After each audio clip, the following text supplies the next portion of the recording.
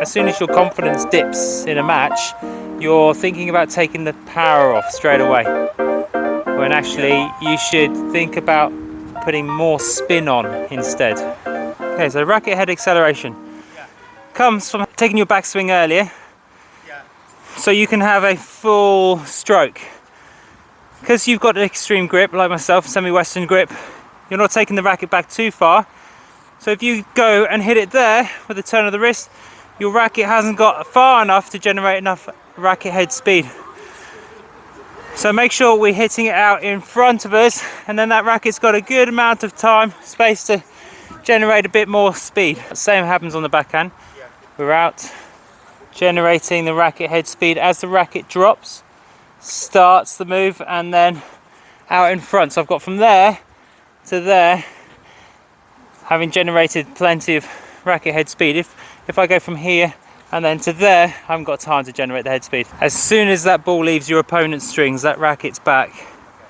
That's going to give you more time to hit further in front. Let that head catch up with the hand. So this is called racket head lag. If I take my racket back in this position, as I bring my hand forward and I supinate my forearm, you'll see my racket head speed is going much faster than my hand speed. And this is going to generate a lot of tip speed on the head of the racket head speed.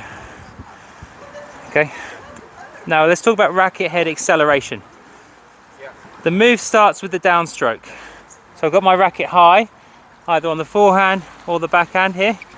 And then as we drop that racket, it's just dropping really with gravity, but that starts the motion. By the time we get to the bottom of the forehand backswing, that racket's developed a reasonable amount of speed already, and now we just bring the hand forwards, leaves the racket head in lag, which catches up and follow through. If we think about giving ourselves a big follow through, our racket is going to maintain that acceleration through contact and beyond. If we don't, it's going to slow down a little bit more as we jab at it. And you're right, the pressure of being in a match is you'll tend to have short jabs at it, because you feel like that compact motion can be more consistent. You have to loosen up, let that racket head go all the way through the shot, and just trust that that spin is going to bring the ball down and control the power. Because if you don't come up and through the shot, you're not going to get the spin that you need to bring the ball down. And even the power that you're generating from there to there is going to send the ball long without the spin to bring it down. Okay. Through our hand we can generate quite a lot of racket head speed just by holding the grip nice and loose and quite low down as well. This means that the racket can move inside the hand and has the ability to come through. Hold it tight and you're very restricted in the movement. Hold it nice and relaxed. This is why we change our overgrip regularly to keep that tackiness enough that we can hold it really loose without losing the grip. There are times when you don't need a lot of racket head acceleration. That's when your opponent hits with a lot of power. You can just return that power just with a block. You don't need a lot of your own power because they're giving you the power to hit with. And this is the case for the return of serve, where we reduce the backswing, just block it back. And also those really fast, aggressive shots from your opponents, just get down to the ball and block it back. The rest of the time, generate the swing speed. And it's much more important for players playing with the grips like yourself, you know, semi-western forehand grip, because you've got this spin, and if you don't get the racket head acceleration, that ball's just going to dip down straight away with the spin. You need that power just to make sure that you keep the depth. And the problem is, you know, as soon as your confidence dips in a match, you're thinking about taking the power off straight away, when actually you should think about putting more spin on instead. Just hit higher, more spin, and that's going to keep your consistency up, keep the depth so he can't attack you.